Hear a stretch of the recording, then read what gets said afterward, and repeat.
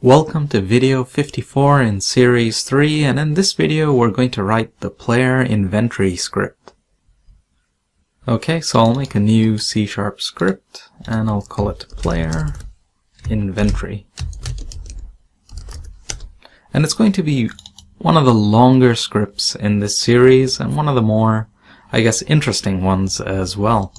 I need to use using system.collections.generic and also using a Unity engine.ui. Okay, and I've got quite a lot of variables, so I'll go ahead and start typing them out. Public transform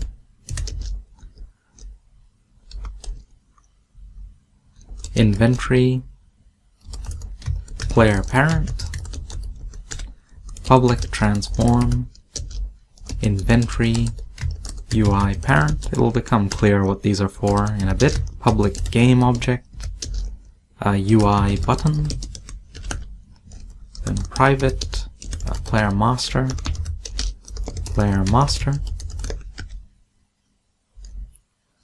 private game manager, toggle inventory UI, and then we'll just call this inventory UI script. Yeah, let's keep it a bit shorter. And private float time to place in hands, and I'm going to just give this an initial value of 0.1 seconds. Private transform currently held item, private int counter, private string button text, private list. It's of the type transform, and I'll call it list inventory is equal to a new what am I doing there? Equal to a new list transform. Okay, good. I won't need the start and update methods, and I have quite a few more methods to write, so I probably should get onto that. Those are all the variables. So void update inventory list and UI.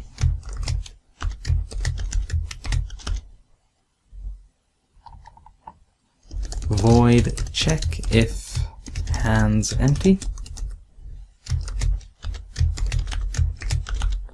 Void clear hands.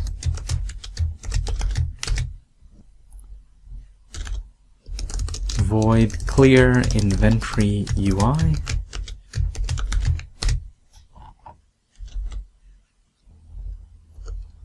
Public void activate inventory item, and it will be taken the type int, and I'll just call it inventory index.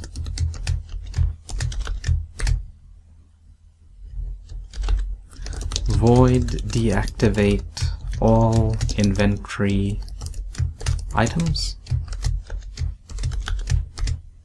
and I think last of all is an IEnumerator.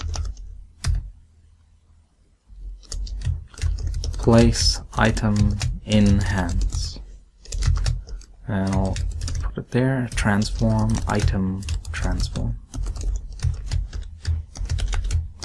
and yield return new wait for seconds time to place in hands. Alright, so those are the methods that are involved here. I probably will start with this one. That's logical to start with the initial references. So inventory UI script is equal to game object dot find game manager dot get component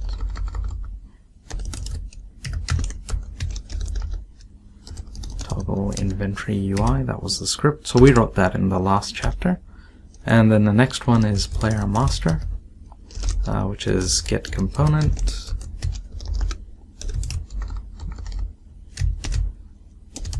player master.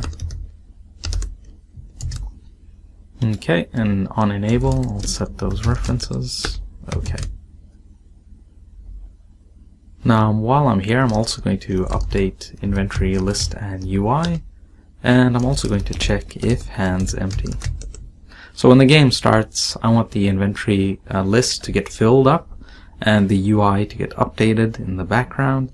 And if the player doesn't currently have an active item in their hands, but they have items in their inventory, then the last item, well, the way the script will work, the last item in the list will be activated in the player's hands.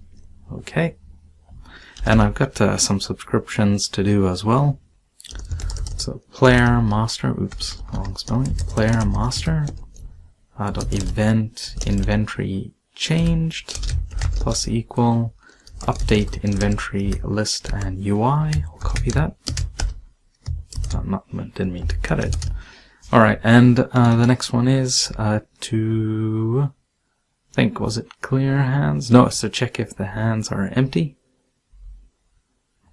So we put that in, check if hands empty. Okay, good. And then I have another one as well that I need to do. So player master, whoops, again, same problem. Player master dot event hands empty plus equal clear hands. And I'll copy all of these and have the unsubscribes.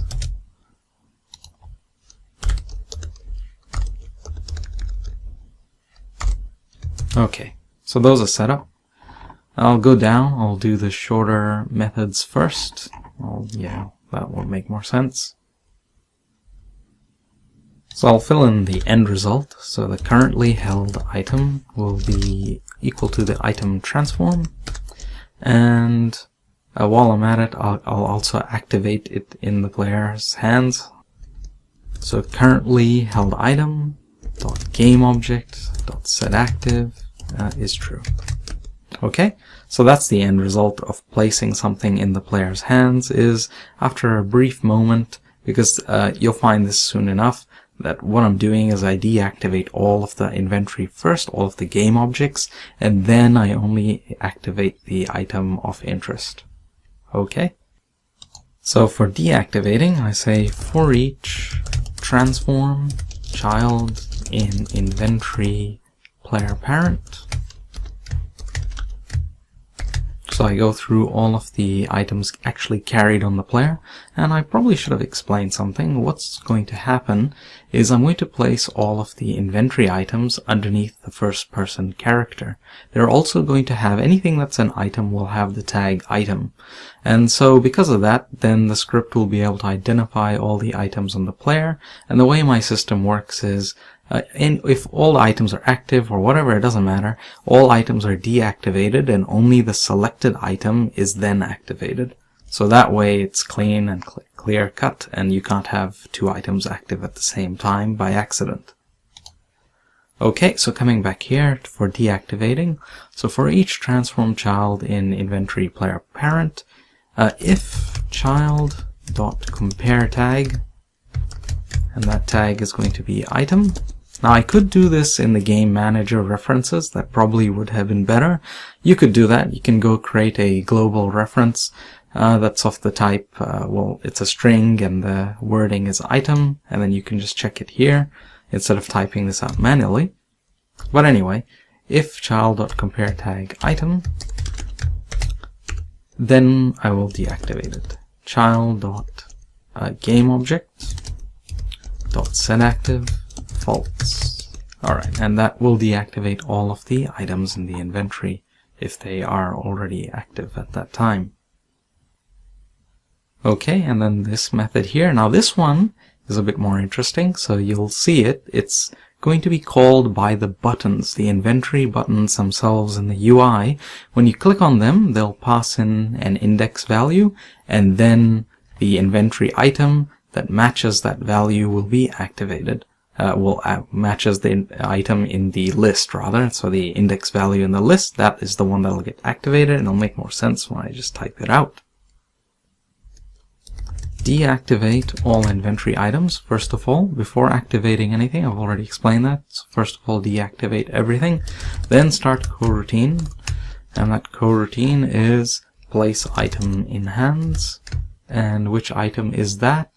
Well, it's going to be from the list inventory, and it's going to be with the inventory index supplied by the button. Okay. And that will actually cause the item to appear in the player's hand. Okay, so let's keep going. Now for the inventory UI, I wanted to clear it out every time the player brings up the inventory menu. It's just a lot easier that way, so I'm just going to say for each transform child in inventory UI parent. So this one down here. And I'm just simply going to destroy. So destroy those child game objects dot game object. Okay. So yeah, those are the buttons. I just forgot to mention that. So those child game objects are the buttons in the inventory UI, and this clear hands here is currently held item is equal to null. So that's called in a special case. Now this method here, check if hands empty, this is to check, if the player has items in their inventory but they don't currently have anything held, so their hands are empty, then if that's the case, then I want to activate the last item in the inventory list. So it'll always be, this will be important later on when the player is able to throw objects. When they throw an object, what should be the next object that should appear in the player's hand? So I've just selected that it'll be the last item in the list. You could make it so that it's the top item, or you may have some other system, but I choose the last item in the list. So what I will do here is to first of all check. So if currently held item is equal to null, so if this variable's got nothing in it, it means the player isn't holding anything, and inventory list, or rather list inventory dot count is greater than 0, means the player is carrying something. So if those two are true, then I need to I guess activate the last item in the player's hand. So I have to start coroutine, and that's place item in hands, and the item is from the list inventory. And what index is it? I told you it's the last index, right? So, oops, let me just sort that out. Okay, and the last item is list inventory dot count -1.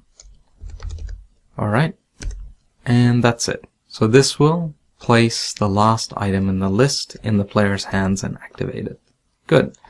Now onto the largest method of them, and this is where you see the inventory stuff get updated and how the buttons get the methods assigned to them, so that you can actually click on the inventory UI and it brings up the item. So first of all, I'll put there counter is equal to 0, and you'll see its purpose soon enough. And every time I update the list, I just want to empty it out.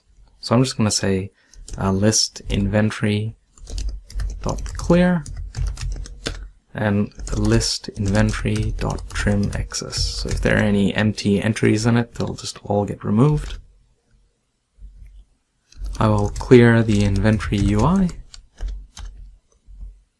And now I'll actually iterate through what the player is carrying. So for each transform child in inventory player parent, yep, that's the one. Now if that child has the tag item, so if child dot compare tag, and it's item, then I've got quite a bit to do. First I'll add that to the list, so list inventory dot add, I'll add this transform child because it's an item. Okay. I will instantiate the button, so I'll do game object go is equal to game object, or rather instantiate UI button, and that's it, as a game object.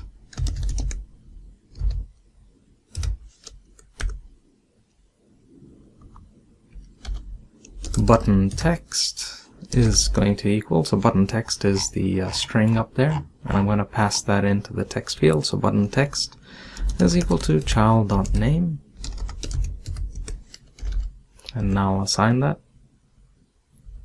I'll say go.getComponent in children, and what component is that? It's the text component. Dot text is equal to button text. So why am I saying go.getComponent in children? So if we go back, I made this prefab quite a while back, the button prefab, and underneath it is a text. So the child game object of button has a text, and this is what's going to get set. Alright, so going back, int index is equal to counter, and you're going to see now I'm going to assign this. So what I'm doing is, as I'm going through each object in the player's inventory, in their physical inventory, so underneath the first person character, for each item, as I add it to the list, and I create this button here, I know that item in the list, it's currently, index 0, 1, 2, 3, 4, 5. So because for example, this is the first game object, the index is 0, it's going to be assigned to this button, which will then activate item 0 in the list if it's clicked on, and item 0 in the list is this game object. So it just works out really well. So go.getComponent, no, not that, go.getComponent, this one, let me go up there, and this is from the button that I instantiated. What am I getting? It's the button. And what am I going to do? It's on click dot add listener. And in order to pass in the counter here, this value, I'll have to do delegate. So delegate. And now I can type in activate inventory item index.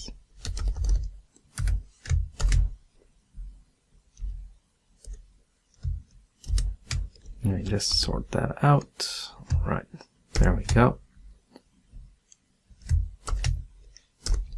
Okay, so yeah, just pay attention to that code there. It's a bit tricky because you can't normally just, the way this add listener works, you would just assign a method name, but this method here, activate inventory item, it has a parameter that it needs in order to do its stuff. So in order to do that here, you need to actually use this delegate, and then you can pass in the parameter. And then next, go.getComponent. Again, I am going to send another item here, a method on click dot add listener. And what I want to do is to make it call the toggle inventory. So that was back in the game manager, and if I recall, it's actually private, so I'm going to go there, just make a slight detour, go to toggle inventory UI script, and find the method toggle inventory UI, and set this to public. So just a public there, okay. And what this will do is, it'll turn off, besides calling the inventory UI toggle, it'll turn off the inventory UI. So when you select an item, you don't have to manually, like for example, if I set it up, you'd have to press escape to close the inventory. Instead, this is more intuitive, and the moment you select something, the inventory UI will just go away. Alright, so going back here, so add listener, inventory UI script dot toggle inventory UI.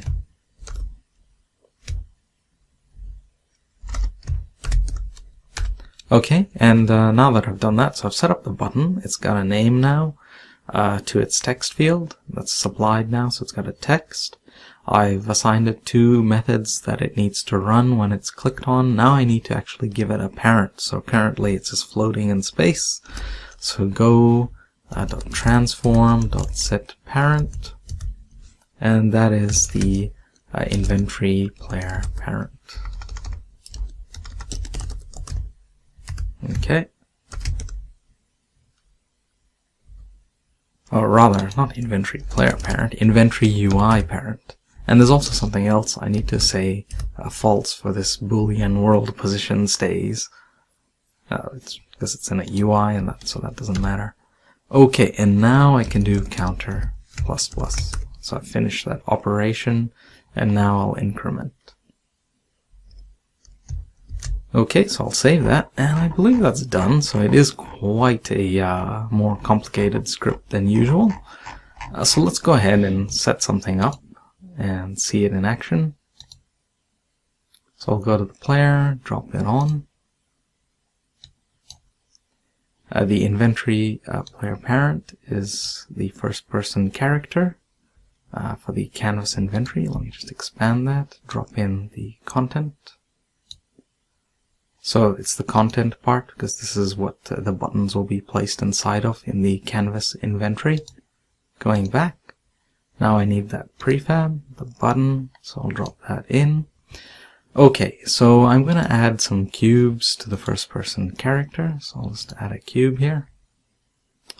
I will move it just a bit more forward, and I need to change its tag, so I'm going to add a tag. I will add another one here and call it item. Exactly the same spelling and case, important. Go back, assign it. I will duplicate that. Okay, move it to the side. Okay. So not maximize on play, so we can see what happens. So if I hit play now, alright. Okay, so they're both active. And let me just do that again. So let me say if I have them both deactivated, or one active. Let me try that, see what happens. Okay, good. So one activates, because it saw that there are... So let me go through that in code. And let me start that again so it makes sense. So currently the player is carrying 2 items. And let me rename them. Say item 1, item 2. Okay? They're both deactivated. Currently, they're sitting in the player's inventory, which is just under the first-person character. And what happens when you hit play? One of them activates. It'll be the last item in the inventory. There we go. Item 2 just activated. And you can see it on the left side of the screen. So if we go back to the script, that's what happens in onEnable. After setting the initial references, there's an update inventory list and UI. That's in the background. We don't see that. But then we do check if hand's empty. So let's go there. So when we check if hand's empty, there's currently nothing held by the player. This variable will be null, and the list inventory is greater than 0. It's got some items in it. So that means that I should place that item in hand, so it's the last item in the list. And when I do that, first of all, I deactivate any inventory items that were active. Oh, sorry, whoops, what am I doing? Place item in hand, so going down here. So this is the item passed in, and what I do is I just wait for a moment so that, well, if I was deactivating the items, then there wouldn't be an issue with multiple stuff being on top of each other. And then after that, I say that the currently held item is that item that was passed in, so the last item in the list, and then I activate it so the player can see it. Okay, so, but at the moment, there's nothing you can do with items. They do absolutely nothing, and that's the next chapter where I'll implement a lot more scripts so you can actually pick up items, you can throw items, and you can add other scripts like you'll see with the weapons later on in another chapter where you add more scripts to make it do something unique. Alright, so that's the item, and in the next chapter when you see much more with the items, you'll find that you can pick up items and you can throw them as well. Which is pretty neat. Okay, and so there's a lot more work to do, And that pretty much is it. I think this video has gone on quite long enough. It'll make more and more sense as we continue onwards and we keep adding more functionality. Alright, so thanks for watching, and that is it for this chapter. I'll see you in the next chapter.